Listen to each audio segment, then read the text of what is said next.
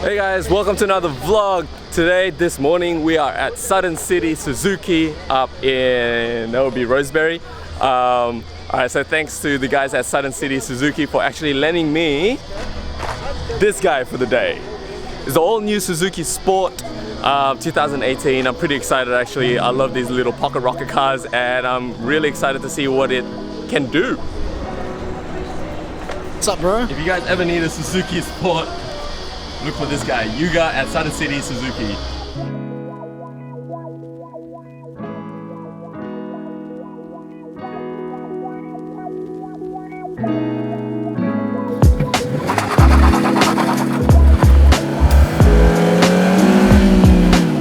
Alright guys, we are in the Suzuki Swift Sport, the all-new 2018 model.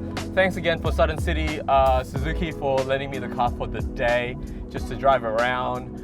We basically brought it here at the Royal National Park just to really have a go at what the car feels like, you know? The affordable hot hatch, you know, it's the go-to hot hatch because it's powerful in a way because it's fun, it's so accessible, and it's always kind of look really fun. Like the car looks really quirky. Changes from the previous to this car, first of all, is the engine itself. So long gone the 1.6 NA that kind of rings out all the way out in the higher rev range, which everyone really loved in the twisties. The car was really potent. They brought in the 1.4 turbo that you get in the Vitara engine. I mean, it's kind of cool because this is where everything's going towards now, a smaller engine turbo car.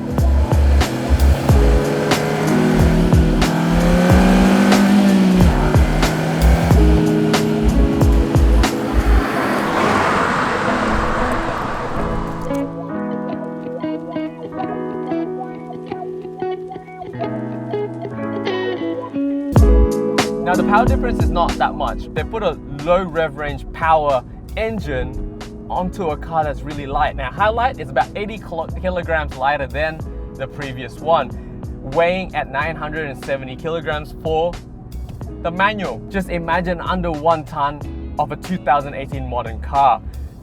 It feels nimble, it feels crazy, like on the corners, it kind of just glides. I mean, it's not a very powerful engine. You're only looking at 103 kilowatts with a 230 newton-meters of torque, but the car feels punchy. You put it into the right rev range, you press go, and the car goes. In saying that though, this car has pretty big competitors. You're looking at the price range of a Polo GTI as well as a Clio RS, which both have a bigger power output, a better interior, better styling, I would say, but this is the only one that can still offer you a manual gearbox as well. The steering is still an electronic assisted steering, so you do get quite a bit of feedback in the car. There's no kind of trickery in the suspension, so you're getting everything that a hot hatch should have. Makes it really fun to drive in the road.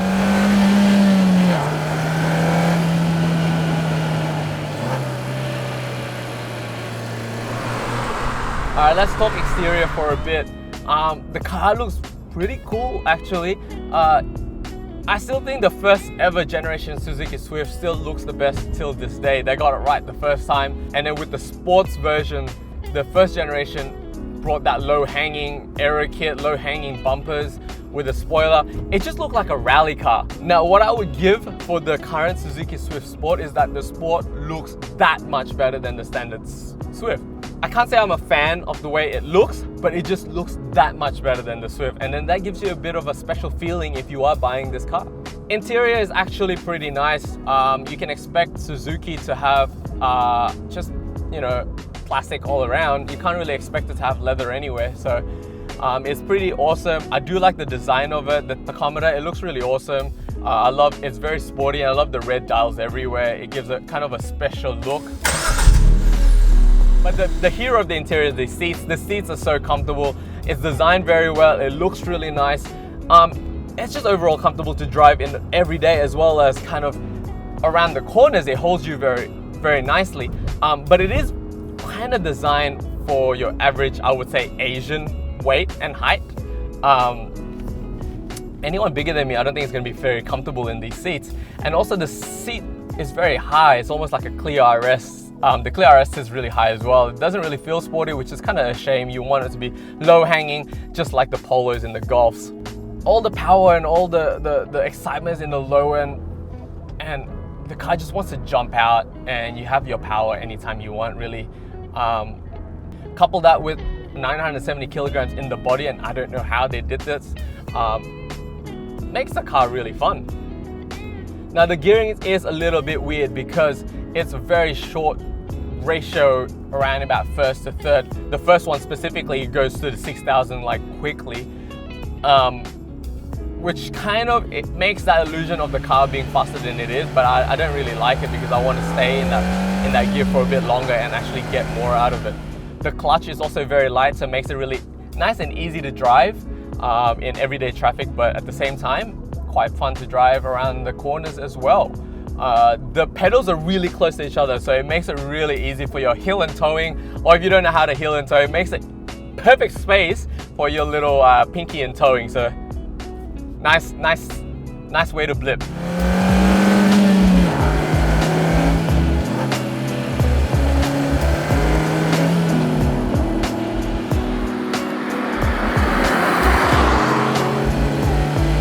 So far from driving this on the road, it is missing sound. The sound is just a bit lacking, and I know that it's a small engine, 4-cylinder turbo, you're not really expecting to get a lot of sound, but it's just lacking.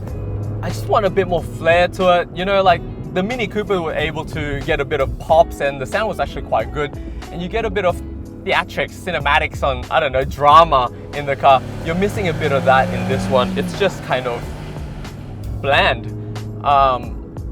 It's got the styling, it's got those two big exhausts on the back. I just would have loved a louder sound. It would have been pretty awesome for a pocket rocket.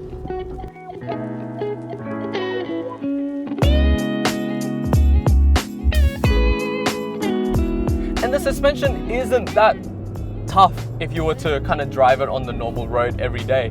Not as tough as the Clio is.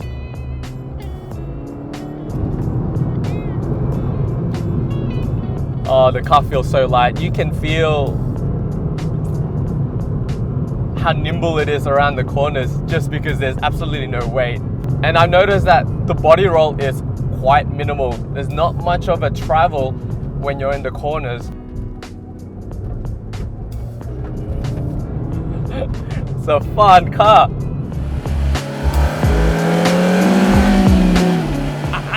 I can feel the potential of it. I can see that this car is actually quite nice. I think the biggest letdown is the tires. I mean, you're looking at like 195 tires on this sports car. So you're still getting understeer. Like, you want to push it a bit more, and I think the car can, the chassis can. The tires is just letting you go. But because the wheelbase is so short, exactly like how my Mini used to be, you can play around with it. As soon as you get a bit of understeer, let it go, lift off oversteer will correct itself again. Man, I have to say it's been really fun driving this car. Amazing little machine. For my first car vlog of the year, I'm actually having fun, guys. I'm not sure if I would actually take this car over the GTI or the Clio. I think the Clio still wins it for me in terms of just overall driving ability and fun and feeling, but it's a fun car. And if you like the looks, and I'm starting to like it, it's not a bad buy. Thanks again to Suttons City Suzuki for lending me the car for the day, for just trying it out. So you guys, if you guys are looking for any Suzuki, for any Swift Sport at all, definitely visit Suttons City Suzuki and look for Yuga. He's gonna get you a great deal. Hopefully I'll get another car soon and vlog for you guys again.